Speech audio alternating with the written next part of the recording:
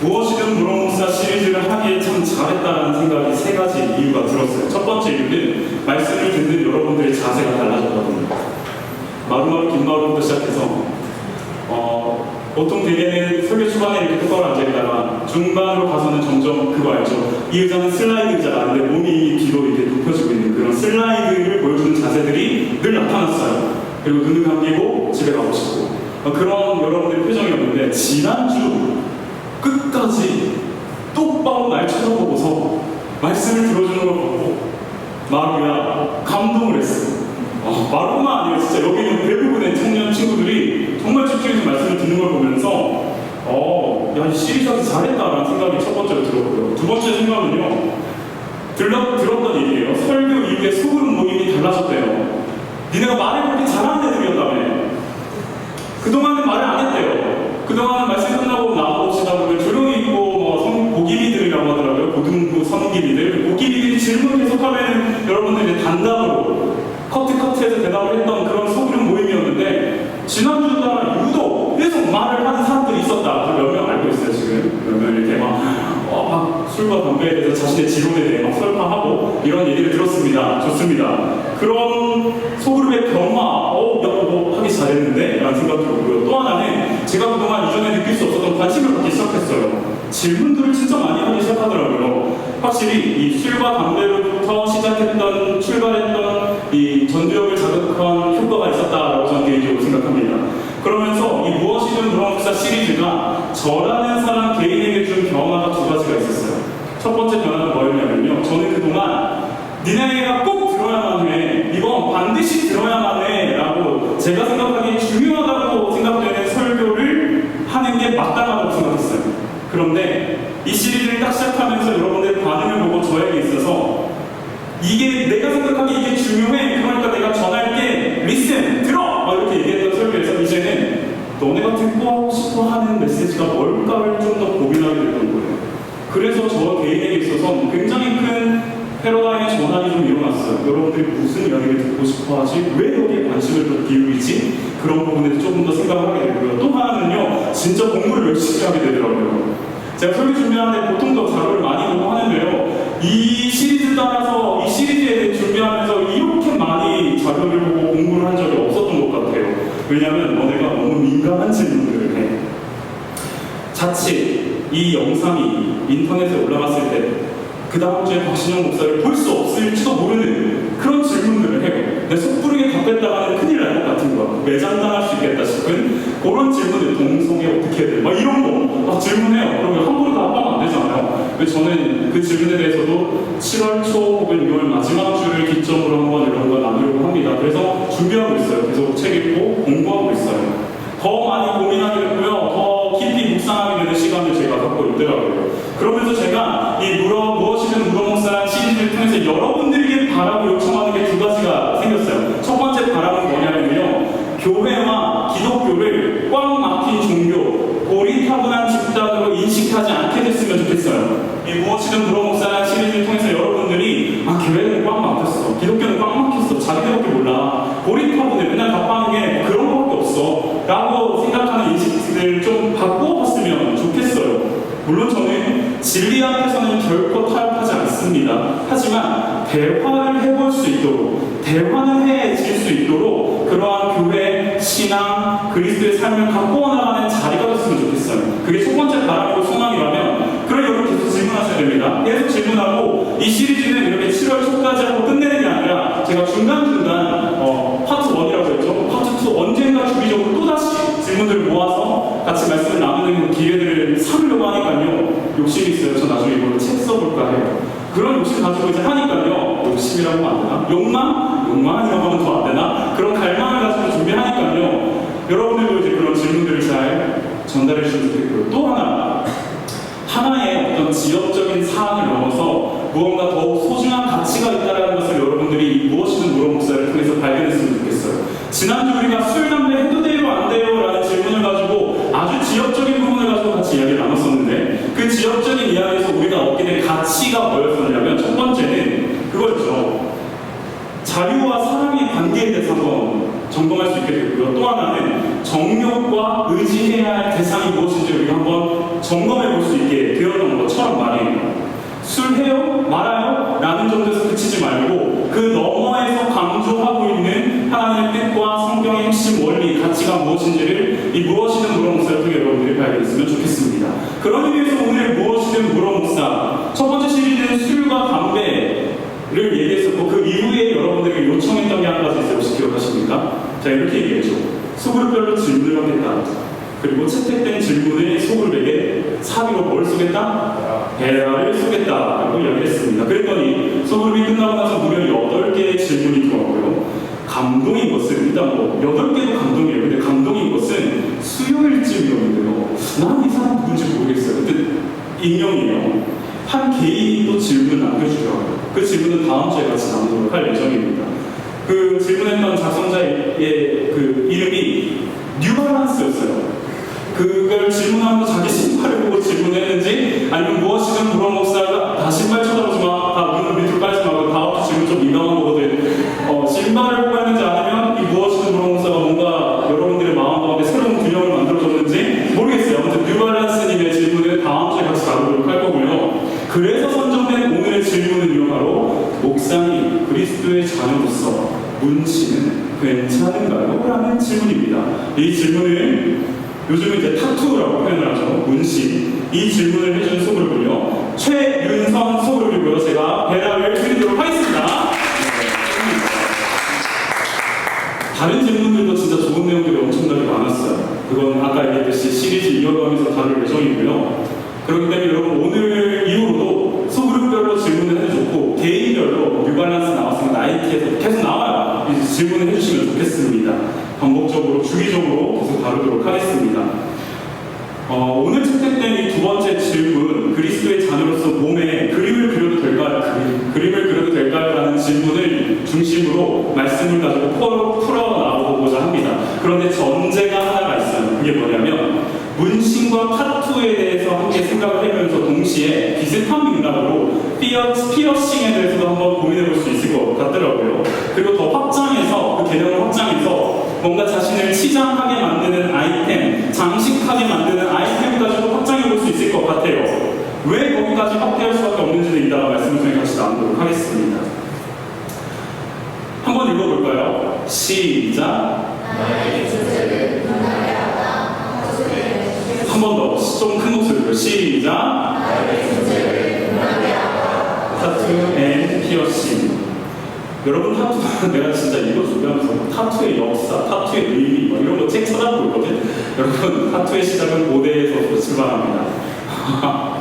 페루의 잉카 문명에 친초로라고 하는 미라가 있었대요. 친초로라는 미라는 포스연에 타투가 있는 것으로 유명하다고 해요. 이 미라가 맞는지 모르겠는데 저 화질이 잘 안 좋아서 근데 이게 이 친초로 미라라고 합니다. 잉카 문명에서는 포스연을 타투로 새겼다라고 합니다. 그리고 고대 이집트에 이건 그 미라라고 하는 영화에 나온 그 아무네트라고 하는 여사제인데요. 아무네트라고 하는 미라에서도 이런 뭐랄까요 성욕과 생식과 관련된 여러 가지 주문이 적혀져 있는 문신들, 타투들이 발견되었다고 합니다. 주술적인 행위를 가지고 있었고요. 때로는 공동체적인 표식으로서 타투를 했다고 합니다. 그런데 우리나라 사람들, 우리에게 있어서 벌써 나왔는데 타투와 문신이 부정적으로 생각되어지는 결정적인 이유들이 있었다고 해요. 이겁니다.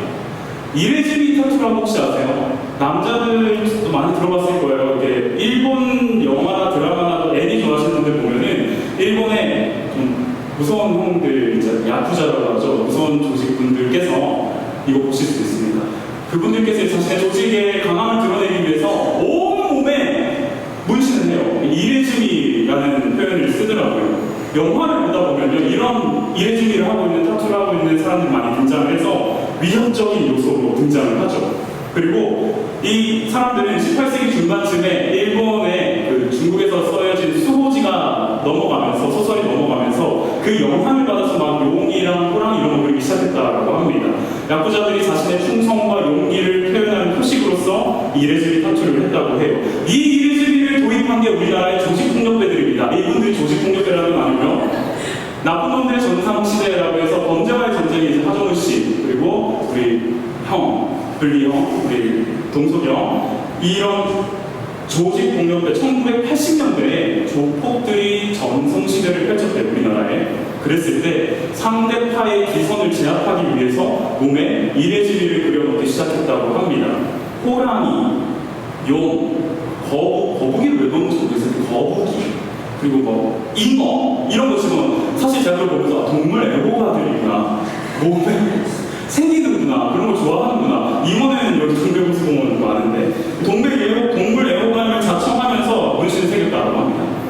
이런 배경을 갖다 보니까 우리는 문신이라고 하는 단어에서부터 뭔가 부정적인 분위기를 느끼게 되고요. 어둡고 음침하고 두려움과 공포를 상징하는 이미지로 이 문신이라는 게 자리 잡게 됩니다. 그런데 오늘날은 어떨까요? 요즘은 어떨까? 여러분 왜 방송을 보면 그 연예인들이 이렇게 막 살색 테이프 같은 파스 같은 거 붙이고 있잖아요. 왜 그런 줄 아세요?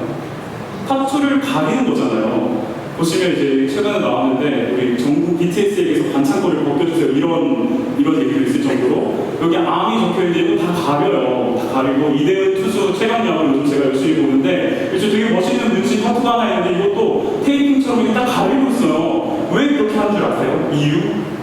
우리나라는 전 세계에서 유일하게 타투를 합법화하지 않은 나라거든요. 타투 시술을 불법으로 규정하고 있는 나라라서 공중파 방송에는 전부 이런 식으로 다 가리게끔 나와 있는 거예요. 근데 요즘 들어서 가리다 못해 이제 더 이상 가릴 수가 없으니 너무 자잘자잘한 게 많으니까 가릴 수가 없으니까 어떻게 하시는 줄 아세요? 일일이 PD들이 거기다가 블러 처리를 하던데요. 그 정도로 연예인분들이 굉장히 많이 타투를 즐겨하고 드러내고 개성으로 뽐내고 있는 시대가 요즘 시대입니다. 자신들의 매력 포인트로 타투를 여기고 있어요. 대표적인 인물들 몇 명 가지고 하는데요. 먼저 라이프 스타일을 자신의 타투로 새겨놓은 우리 효리 언니 있고요. 그리고 지코는 무궁화랑 세종대왕을 새겨가지고 애국심을 드러냈다고 합니다. 마이너 같은 경우는 여기 보시면 바른 자세, 맑은 정신, 한글로 양쪽 어깨 축지에 이제 그 타투를 새겼다고 하고요. 미국식 타투를 새겨놓은 우리 AOMG의 수장 박재범 군이라고 하면 되죠. 그리고 여기는 전 몰랐는데 시스타 출신의 이제 효린이라고 하는 우리 그 가수분이잖아요. 팔에 이쪽 팔에 보시면 상처가 있는데 그 상처를 커버업하는 타투도 이렇게 만들었다, 붙였다, 새겼다라고 해요. 그러다 보니 사람들이, 대중들이 긍정적인 반응을 보이기 시작합니다. 연예인들이 다 타투를 하네? 괜찮은가 본데? 관점들이 막 바뀌기 시작합니다. 어떻게 관점이 바뀌냐면 첫 번째로는 자신의 존재를 빛나게 해주는 패션으로서 타투를 바라보기 시작했습니다. 마치 색감이나 디자인이 다른 옷을 갈아입는 것처럼 귀걸이와 목걸이와 코걸이는 안 하죠. 어쨌든 목걸이와 팔찌, 발찌 이런 패션 아이템을 착용하는 것처럼 타투도 하나의 패션 아이템으로서 자리를 잡고 있는 인식을 하게 되는 요즘의 시간입니다. 때입니다. 자신의 존재를 부각시켜주고요, 빛나게 만들어주고요, 상처를 커버하기도 하는 그런 의미와 관점으로 사람들이 이제 타투를 바라보기 시작했다고 해요. 또 하나는요, 자신의 신념을 기억하는 도구로서 타투를 사용하기도 합니다. 자신의 신념을 기억하는 도구로서요. 미리 나왔는데 이 인디언 속담을 새겼다라고 하죠. 이효리 씨는 이제 어머니하고 뭐 이런 얘기하면서 사람들이 그 속담 보고 임신했나 보다. 아니었어요. 인디언 속담을 새겼다고 해요. 그리고 잘 알고 계신 이제 축구스타 데이비드 베컴 같은 경우는 모든 문신들이 가족을 의미하고 상징하는 글귀와 그림으로 도배를 했다라고 하고요. 더락으로 알려져 있어요. 더락을 알면은 지금 굉장히 올드한 세대거든요. 더락으로 알려져 있는 드웨인 존슨이라고 하는 배우가 있어요. 이분은 어머니가 사모아인인데 사모아인들이 하고 있는 전통 문양의 이 뭐라고 하죠? 타투를 새기고 있다라고 합니다. 이것처럼 타투에 대한 인식은요, 오늘날 자신의 신념과 의지와 혹은 애달픔과 그리움들을 기억하며 되새기는 장치로서 새겨지기 시작했습니다. 타투와 반영구 시술이 다른 거 아세요? 타투는 혀피층 밑에 진피층 사이에다가 잉크를 넣어서 새겨서 좀 영구적으로 각을 만드는 게 타투라고 한다면, 반영구는 1년 혹은 좀 몇 년이 지나면 사라지게끔 되는 게 반영구 시술이라고 해요. 요즘에는요, 눈썹 문신이나 헤어라인을 그리는 것처럼 해서 자신의 그 신체적 결함이라고 하면 안 되죠, 전사님? 신체적인 영향이라고 해도 안 되나요? 아멘. 그 헤어라인 같은 뭐 문신 같은 눈썹 같은 것들을 문신하면서 부족한 부분을 채워보기도 합니다. 제가 설교를 준비하기 전까지는 몰랐었는데 설교를 준비하면서 알게 된 사실이 한 가지 있어요. 저도 타투를 한 사람이더라고요. 모르셨죠? 저도 결혼을 앞두고 눈썹 문신을 했어요. 지금 이제 문신된 눈썹인데요. 결혼을 앞두고 아내가 이제 아내 될 사람이었죠. 지금은 어쩌다 아내가 되어버렸어요. 아내 될 사람이 저를 이제 얼굴을 딱 쳐다보더니만은 오빠, 그 말이 아직도 기억나. 그 행동과 오빠, 눈썹이 떼로만해? 눈썹이 요만하다고, 떼로만하다고. 그래서 이거를 어떻게 해야 되냐라고 나한테 질문을 하길래 내가 뭘 어떻게 하냐고 눈썹을 갖다 붙일 수도 없고 그러면서 저를 불법 시술의 현장으로 이끌어갔어요. 불법이니까. 마취크림을 바르고 마취크림을 바르니까 점점 아리더라고요. 그러면서 거기다가 혹시 아세요? 경험해보신 분들 서거 칼로 이제 그 문신을 합니다. 이렇게 지금이 됐는데 리터치를 안 해서 점점 사라지고 있어요. 제가 이렇게 문신을 나 눈썹 문신을 했어. 눈썹 문신을 했기 때문에 여러분 오늘 결론은요 타투를 해도 됩니다! 라고 말하려고 하진 않아요. 끝까지 들어봐야 됩니다. 그렇게 가려고 하지 않습니다. 통계를 한번 찾아봤어요. 트렌드 모니터라고 하는 통계 회사에서 2021년에 이런 조사를 했어요. 타투 얼마나 했느냐 현재까지. 그러니까 성인들의 타투 인식을 보니까요 2014년에는 25% 정도가 성인이 타투를 했다면 21년에는 31%가 했대요. 뭐 이렇게 많이 변한 건 아닌 것 같은데요. 연령으로 보니까요 20, 30대는 10명 중에 4명이 타투를 하고 있고 했대요. 경험을 가지고 있다. 저도 이제 거기에 포함되죠. 30대 때 했어요. 그리고요, 또 다른 조사, 이 트렌드 모니터에서 조사한 것 중에 또 하나의 조사가 뭐가 있었냐면, 기회가 되면 타투를 할 거예요? 라는 질문이 있었어요. 니즈에 대해서 물어보는 거죠. 너 타투 할 수 있겠니? 할래? 라고 했을 때, 2014년에는 48%만 해볼 의향이 있어. 라고 했다면, 2021년에는 70% 이상이 할 수 있어. 해보려고 해. 라고 이야기를 했다고 합니다. 이처럼 타투는요, 우리의 일상 속에 너무나도 밀접하게 들어와 있는 패션 아이템이자 기억 보존 장치가 되어버렸어요. 그래서 최근 선수 그룹에서 그런 질문을 했는지도 몰라요. 그리스도의 자녀는 문신을 해도 되나요? 라고 말이죠. 성경에서는요, 타투에 대한 말씀을 제가 찾아보니까 유일하게 딱 한 구절만 등장하더라고요. 그래서 오늘 가지고 온 말씀이 이겁니다. 레위기 19장 28절 말씀. 죽은 사람을 애도한다고 해서 너희 몸에 상처를 내거나 너희 몸에 문신을 새겨서는 안 된다. 타투를 새겨서는 안 된다. 왜냐하면 나는 주님이기 때문에 너 그러면 안 돼. 라고 하나님께서 이스라엘 백성들에게 하신 말씀이에요.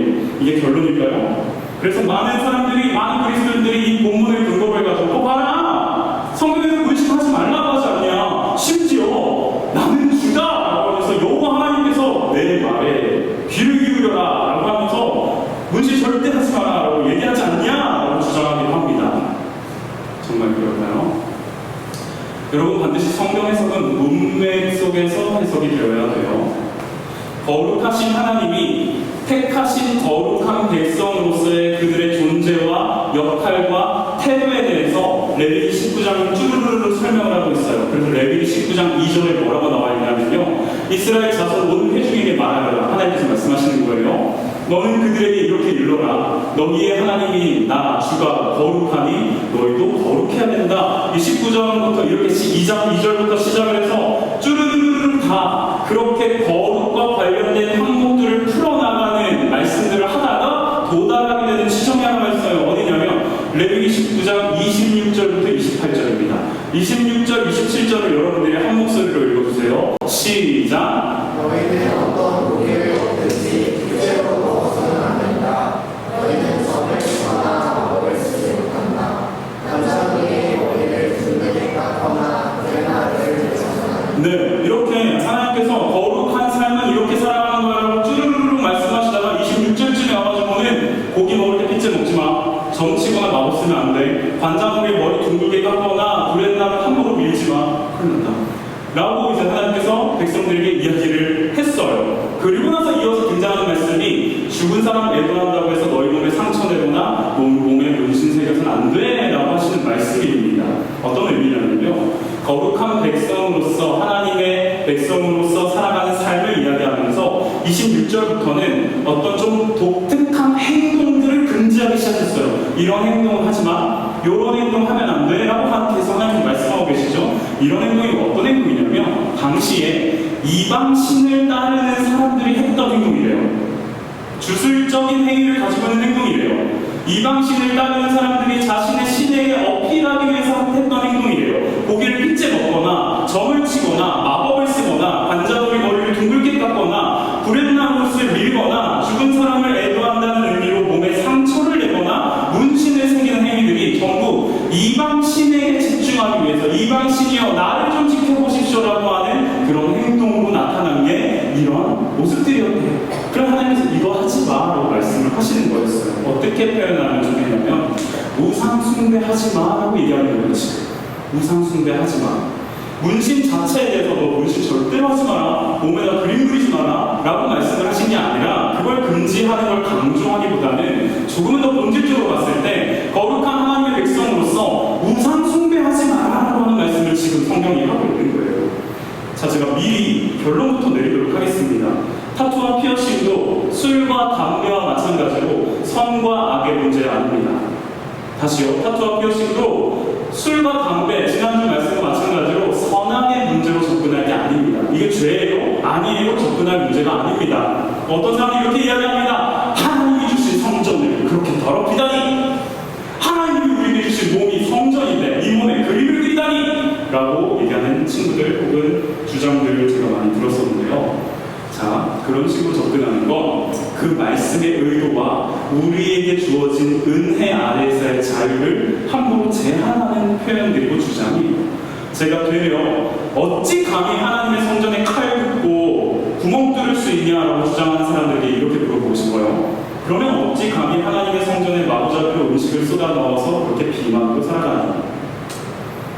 그리고 어찌 감히 하나님의 성전에 선크림 하나 제대로 바르지 않아서 자외선에 노출된 채 주부름 자글자글한 채로 살아가니? 하나님의 성전인데. 어찌 감히 하나님의 성전을 가져서 허둥대다가 넘어져서 무릎 깨지고 팔 부러지고 발 부러지면서 살아가니? 그럼 너 하나님의 성전을 제대로 지키지 못한 거 아니야? 만약 우리가 하나님의 성전에 함부로 칼 긋거나 함부로 손대지 말아야 된다 혹은 구멍 뚫지 말아야 된다라는 주장을 하는 사람이 있다면 이렇게 반문해보세요.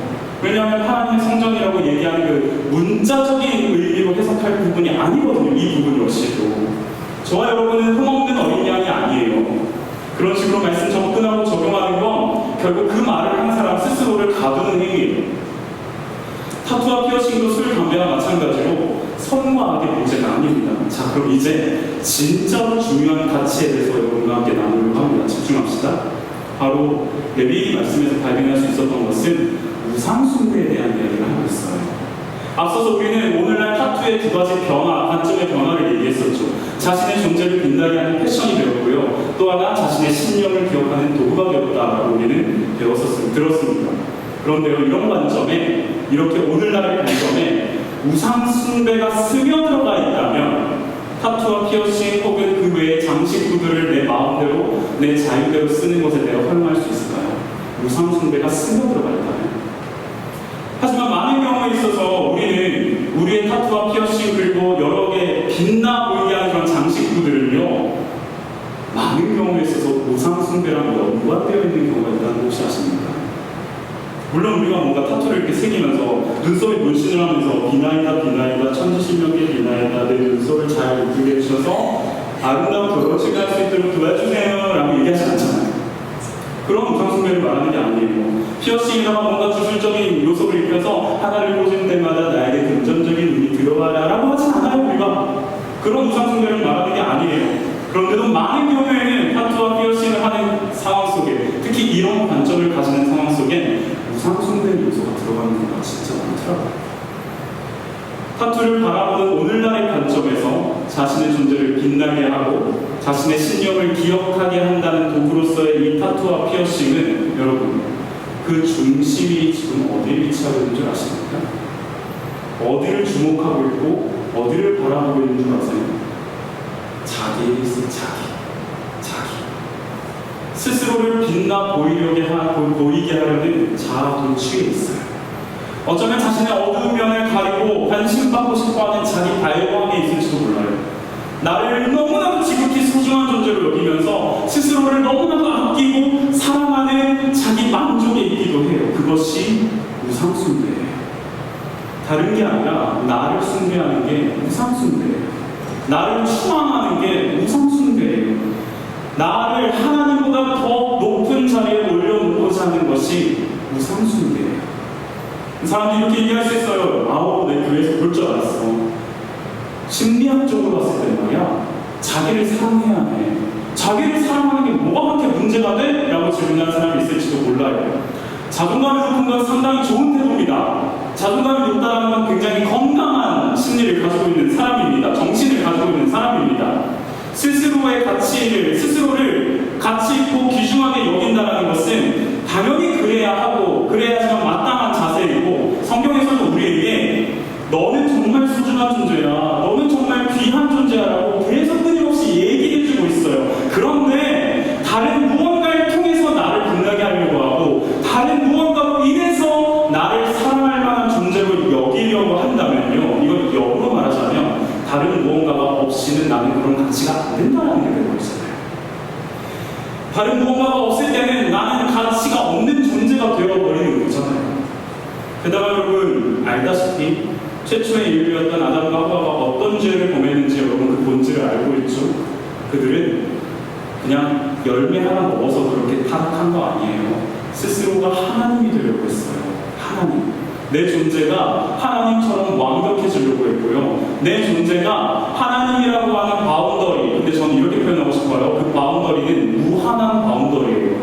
하나님이라고 하는 무한한 바운더리 안에 있고 싶어 하지 않고 그 무한한 제약을 벗어나서 유한한 죽음 앞에 마주하려고 했던 시도가 선악을 향한 나무 열매를 먹었던 거고, 그게 죄였거든요. 하나님보다 자기를 더 사랑했고요. 그 모습이 바로 우상숭배의 모습이었던 거예요. 정리를 한번 해볼게요. 개성을 표현한다고, 혹은 내가 신념을 드러내고 기억한다면서 타투와 피어싱 혹은 그 밖에 여러 가지 장식들을 가지고 나를 강조하고 있다. 많은 사람들이 나를 좀 주목해줬으면 좋겠고, 내가 좀 이복 집중이 되었으면 좋겠고 라는 마음을 가지고 있다면, 그것이 강조가 되어주려고 한다면 나라는 사람의 존재와 가치가 꽤나 괜찮아 보여 라고 느껴지게끔 타투와 피어싱과 그 밖의 장식구를 사용한다면 그 사람은 레위기 19장 28절의 말씀이 필요한 사람입니다. 말씀의 결론을 내줄게요. 화면을 보고 함께 이렇게 읽어봅시다. 시작. 큰 목소리로, 이제 끝났으니까 말씀 끝났거든요. 한 번만 더 읽어보도록 합시다. 시작. 너의 존재를 빛나게 하라. 아까는 뭐였죠? 나의 존재를 빛나게 하다인데 이번에는 너의 존재를 빛나게 하다라는 타이틀을 여러분들에게 꼭 전해주고 싶어요. 제가 우려하는 한 가지가 있어요. 뭐냐면 오늘 말씀을 준비하고 마무리를 맺으면서 여러분들이 자칫 자신을 사랑하면 안 되는구나, 나의 존재를 기뻐하면 안 되는구나, 기뻐하지 마라 라는 자기 혐오로 받아들이지 않을까, 그런 두려움이 있어요.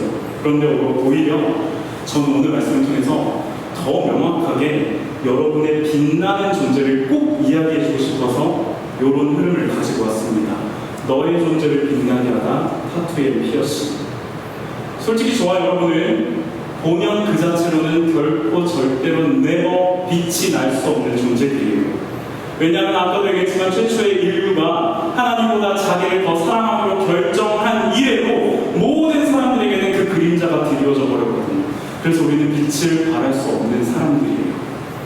그렇기 때문에 우리는 타투를 새기면서 자신의 존재와 위치를 빛나 보이게 하려고 몸부림을 쳤었던 거예요. 그래서 우리는 피어싱을 박으면서 자신이 스스로 좀 괜찮은 사람이라고 다른 사람에게 어필하려고 그렇게 발버둥 쳤을지도 몰라요. 그런데 여러분, 절망적인 건 아무리 수많은 타투와 피어싱을 한다 할지라도 우리는 우리 스스로를 결국 빛나게 하거나 혹은 우리에게 드리워져 있는 그림자를 지워버릴 수 없는 존재입니다. 그래서 예수님이 타투를 새기셨어요. 저와 여러분의 상처들을 다 끌어안고서 예수님이 자신의 몸에 타투를 새기셨어요. 어떤 타투요? 채찍질로 인한 타투요. 살갗이 뜯겨나가고 성한 피부가 보이지 않을 정도로 긁히고 찢어지면서도 예수님은 저와 여러분을 빛나 보이게 해주려고 당신의 몸에 피로 멋진 타투를 새기시다. 그래서 예수님이 또 피어싱을 하셨어요. 피어싱을 박으셨어요. 저와 여러분이 달려가고 있는 그런 죽음의 구멍을 메우시려고 예수님이 자신의 몸에 피어싱을 박으셨어요. 어떤 피어싱이죠? 십자가에 박히기 위한 커다란 철제 옷이요. 뼈가 으스러지고요. 모든 신경의 아픔이 그 구멍에 집중되고 이 구멍으로 자신의 축 처진 몸을 온 체중을 견뎌낼 수밖에 없었음에도 불구하고 예수님은 저와 여러분의 존재를 기억하며 되새기기 위해 철로 된 피어싱을 자신의 손에 박으시더라고요. 그래서 여러분, 저는 장담하는데요, 나중에 세상 끝나게 됐을 때 우리는 똑똑히 볼 수밖에 없을 겁니다. 예수님의 온몸에 드리워져 있는 채찍 타투와 예수님의 손목에 드리워져 있는 철제 못의 피어싱 구멍을 믿는 자들은 그날이 되었을 때 똑똑히 두 눈으로 보게 될 겁니다. 그리고는요, 제 생각에는 저는 이런 상상을 해봐요. 아마도 제가 그 예수님의 몸을 보고 손을 보면서 예수님을 마주했을 때 이렇게 말씀하시지 않을까 싶어요. 옅은 미소를 띠시면서 괜찮아. 내가 너의 존재를 좀 빛나게 해주려고 나한테 잠시 좀 새겼어. 괜찮아. 내가 너의 존재를 좀 아름답게 해주려고 내 몸에 좀 박았어. 지금 괜찮아. 사랑하는 우리 친구들, 그리고 청년 고객님들, 다른 무언가로 우리의 존재를 빛나 보이게 하려고 애쓰지 마세요. 발버둥치지 마세요. 오래 볼까요? 좋은 사람을 만나면 내가 빛나 보이겠지. 이런 것도 있죠. 연애나 결혼에 있어서 좀 괜찮아 보이는 조건을 가진 남자 혹은 여성을 만나야지만 그로 인해 내가 더 빛나 보이겠지라고 하는 거 착각이에요.